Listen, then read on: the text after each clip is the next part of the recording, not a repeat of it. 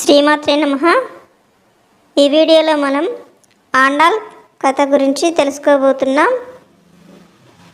అంతకంటే ముందుగా అయితే మన ఛానల్ని ఎవరైనా మొదటిసారి చూస్తున్నట్లయితే ప్లీజ్ లైక్ చేయండి, షేర్ చేయండి, సబ్స్క్రైబ్ చేసుకోండి. అలాగే పక్కనే ఉన్న బెల్ ఐకాన్ కూడా క్లిక్ చేసి ఆల్ అనే ఆప్షన్ ప్రెస్ చేసి ఉంచుకోండి. నేను వీడియోస్ అప్లోడ్ చేసిన వెంటనే మీకు నోటిఫికేషన్ ద్వారా వస్తాయి. ఇక వీడియోలోకి వెళ్దామా? ఆండాల్ కథ గురించి తెలుసుకోబోతున్నాం. ఆండాల్ కిల్లి కథ అంటే ఆండాల్ చిలుక కథ.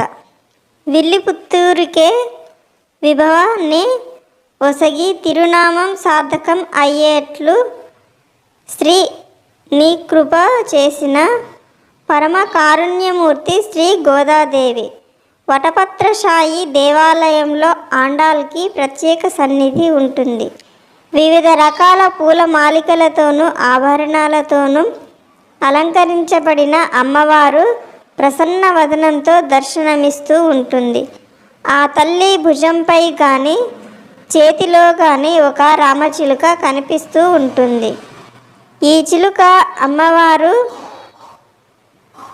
నాచ్యార్ తిరుమోజి రచనా కాలంలో స్వామికి విన్నపాలను పంపేందుకు అమ్మవారికి సహకరించేది అని ప్రతీతి. శుక బ్రహ్మయే ఈ చిలుక అని అంటారు. అమ్మవారి చెలిగా ఈ చిలుకను భావిస్తారు విల్లిపుత్తూరు వాసులు. శ్రీ విల్లిపుత్తూరులోని అమ్మవారి ఆలయాన్ని దర్శించినట్లయితే ఈ రామచిలుక తయారీ విషయంలో చాలా శ్రద్ధ తీసుకుంటారట. ఓ కుటుంబం అనువంశికంగా ఈ చిలుక తయారీని చేస్తూ ఉంటారని ప్రతీతి.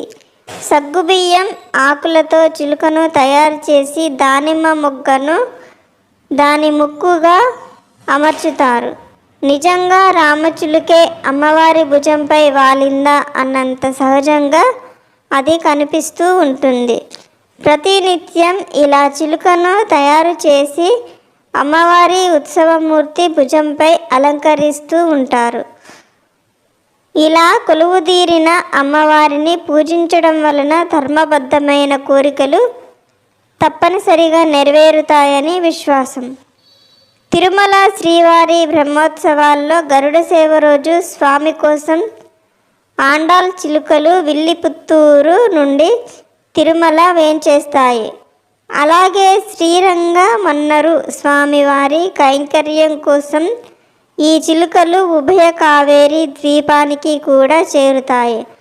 అంతటి ప్రాధాన్యం మన ఆండాల్ కిల్లికి ఉందన్నమాట. ఆండాల్ తిరువడిగలే శరణం. శ్రీమాత్రే నమః. ఓకే ఫ్రెండ్స్, ఈ వీడియో మీకు నచ్చినట్లయితే లైక్ చేయండి, షేర్ చేయండి, సబ్స్క్రైబ్ చేయండి. Thank you friends, thank you very much.